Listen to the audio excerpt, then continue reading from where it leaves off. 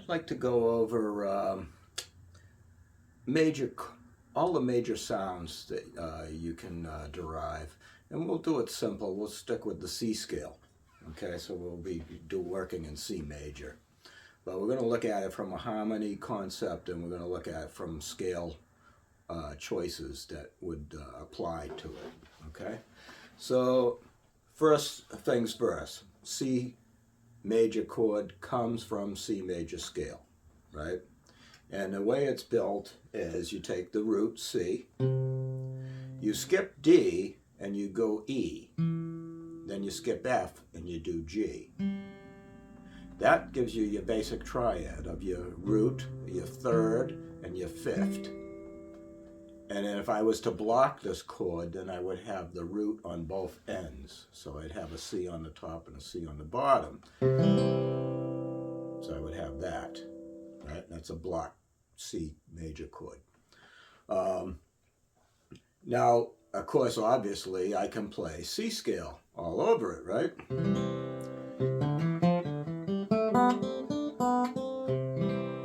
Right?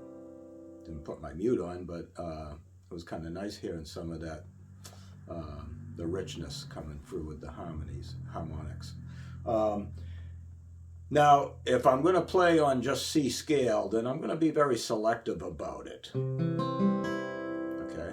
I'm going to kind of focus on chord tones. And I might use a neighboring tone to make a shift between, right?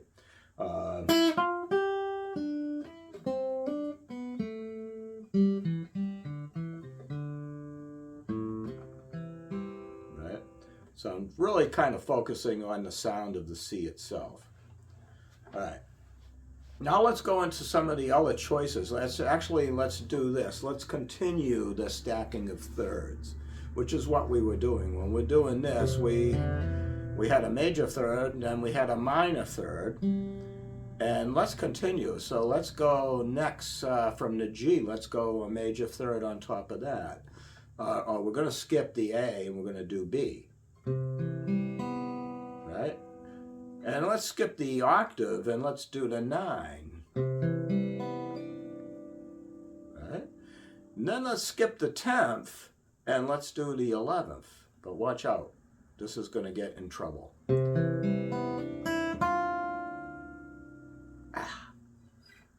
That doesn't work. Here's the fix. Sharp the 11. So you go C, E, G, B, D, F sharp. Da, da, da, da, da, da. Right? It's good to hear these things. Sing them if you can. You know, and I highly suggest singing. I do it uncontrollably. No matter what I play, I'm pretty much stuck in here, and it comes out there. So and then I skipped the, that was my 11th, sharp at 11th. Well, I'm going to skip the 12. I'll do the 13, but I can't call it a 13 because we don't have 13th chords in major chords. Okay, we have them in dominant sevenths, but we can go out to that far of an extension. But in major chords, sharp 11's the last guy on the block. So the A can actually really be the 6. Okay, so 13s and 6s are one and the same. So it's really a C major 6 when I use the A on it. So let's do one. So here's a C major 6 sound. Okay, so here's what I would use on that. I would use a major pentatonic scale built right off the chord's root. So C, D, E, G, A, C.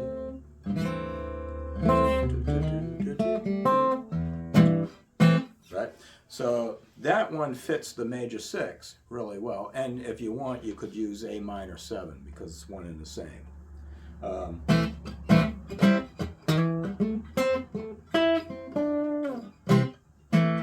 Right?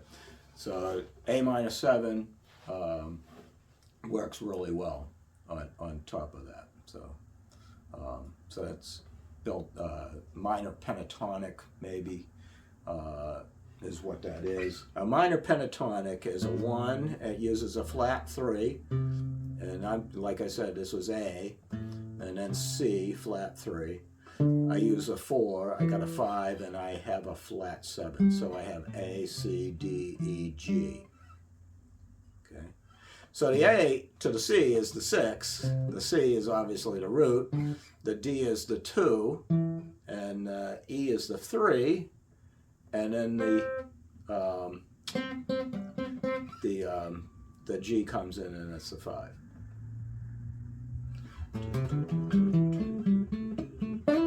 So typically, really, all I'm doing is I'm doing that, but I'm doing it from C. And you get C, D, E, G, A, right? C, D, E, G, A. So that's that. So, all right. Then, so that's for the major 6 sounds, right?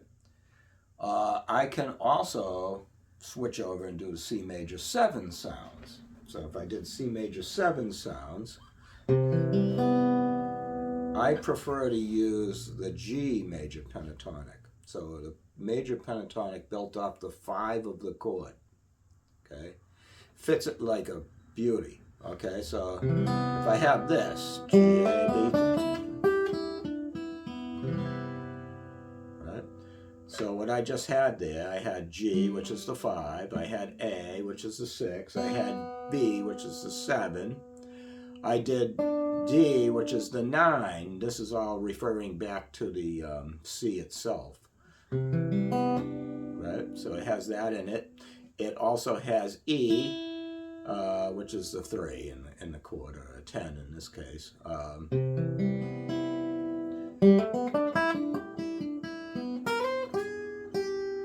that was nice. That was a nice little have to fix that baby. But you know what? That could have worked, really.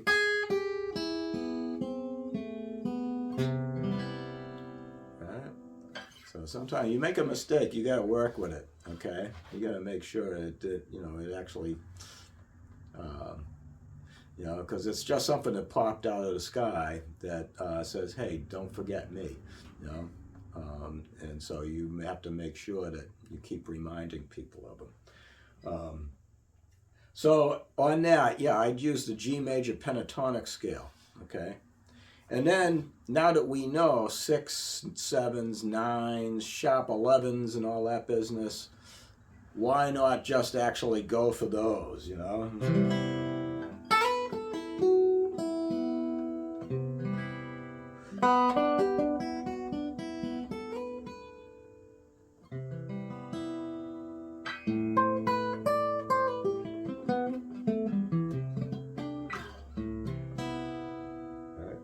So yeah, so I'm just really kind of focusing on those upper extensions and stuff, 6, 7s, 9s, sharp 11s, still being aware of scale passages, And another good one for C major 7 is the E minor pentatonic scale.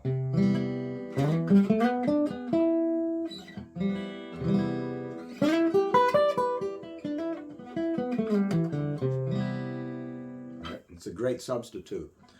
Matter of fact, you have 3 roots chords, 3 tonic chords in the key of C, and it's C itself, E minor, and A minor.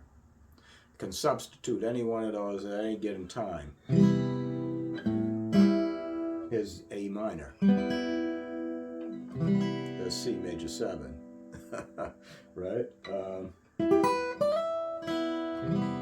Right? See, the E minor, I just did an E minor run, E, G, B. Right? So that's another beauty. Because all you're really doing is just a rootless voicing of C major 7. There just isn't a C in the picture. And then another major sound, I like to prefer to call them major, even though the scale will have a flat 7 in it, would be the suspended chords. Okay, so like if you did 1 and replacing 1, 3, 5 with 1, 2, 5.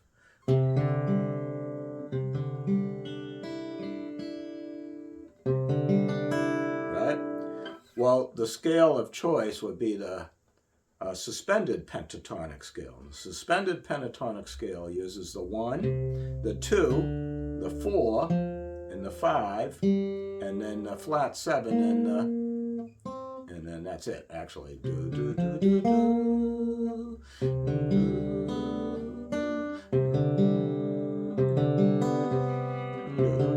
I don't know if I can throw that major 7. I'm going to do.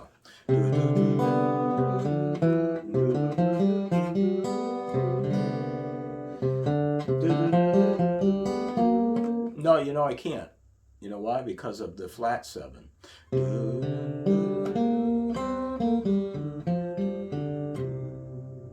So it is more of the sound.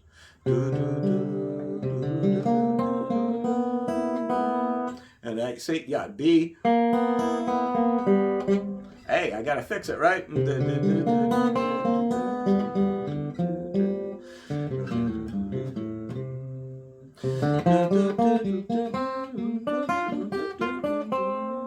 So it's really that.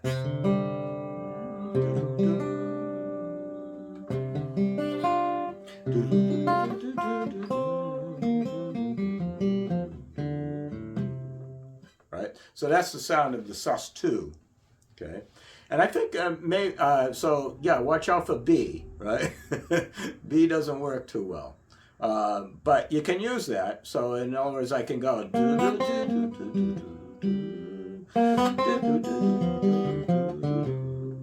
Right? So it will work. You can force it to work. Force anything to work. Here's I got the sus2, 4, 5, 1, sus4.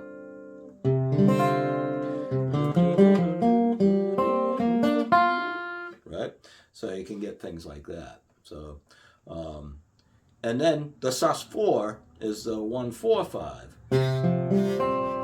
So again, same scale. So that's the sound of that.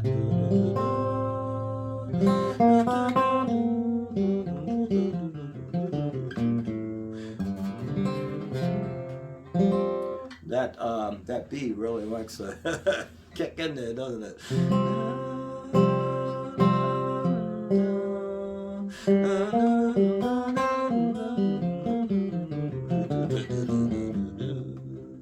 Yeah, see, now I got that B. That B is working for me now. See? He wasn't supposed to be on the employment list, but he's there.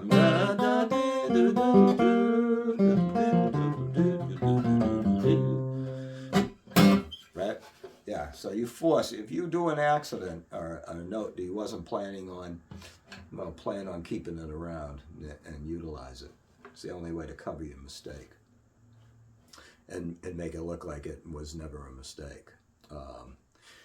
So that covers a lot. We didn't cover the sharp 11 chord sound too much, but what's really cool about it, okay, here's a C major 7, C major 9. Actually, I'm sorry, it's a C6 add 9, add sharp 11. Okay, now I would use, it's actually, technically, now you're playing the 4 major of the key of G.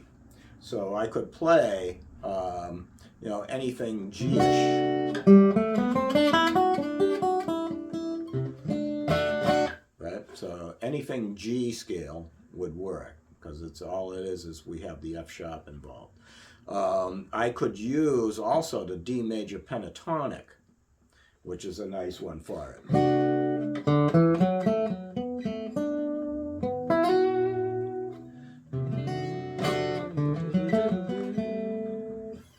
So you get D, E, F sharp, A, B. Right? So you get stuff like that. Geez, I should put my mute on, but anyways. So yeah, the major, the sharp 11 is, you know, it's really just that moving major. You've really just created a 4 major to some key. So C is in the 4 chord of key of G. So anytime you're doing that, always keep that in mind. You're just really doing a moving major chord, which is always a 4 chord, 4 major. So whatever key that applies to, then you've got yourself all set. And then otherwise, play a whole step above, major pentatonic. Don't throw in the C sharp. All right, you'll get the other trouble I just had a little while ago with Mr. B, right?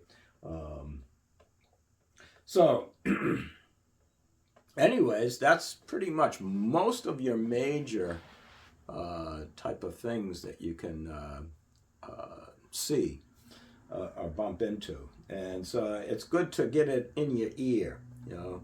Play these different variations of C chords and then apply the different scales that really, you know, fit them well. Because when you realize that, okay, I'm playing really, you know, nicely, I'm accentuating that harmony that's underlying my melody. Or is it vice versa? We don't know that. Is the harmony supporting that melody? So you can think of it from the both worlds, really.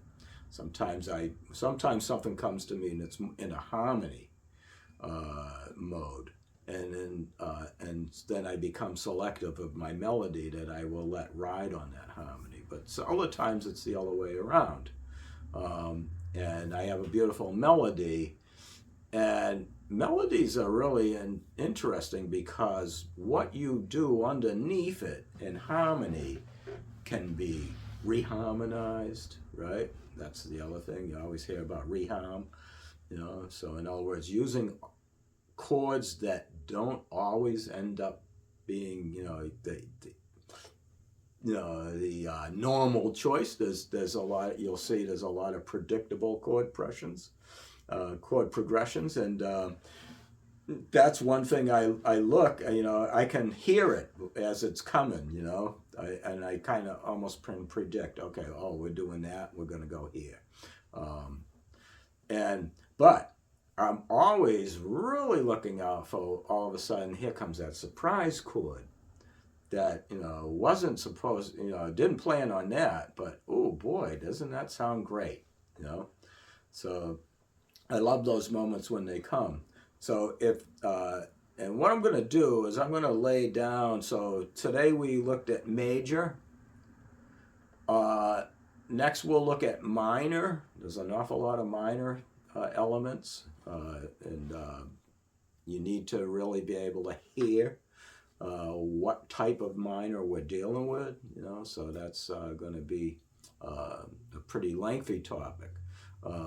Dominant sevenths, also really an interesting sound structure. But you know, major, minor, dominant sevenths is pretty much everything outside of diminished and augmented. And diminished and augmented are really just alterations of the dominant seven. So, or that's how they're usually used. So. But today's for the major, okay? And then we did it all in C, but now you got to figure it out in every other key. You know? So get all 12 keys going. You're all set. All right. Well, thank you for watching. If you're interested in any like private lessons, they're available at my. You can find out more about that at my website, musiclessonsdelivered.com. Okay, and you'll see my, you know, all about my lesson formats. I can make them available on Zoom if you're distant, and if you're in the greater South Shore area of Boston, I'm available to actually do house calls at that area. So, like I said, thanks for watching, and happy moments with this major stuff. And I hope you get some mistakes that you can correct here and there. All right, thanks.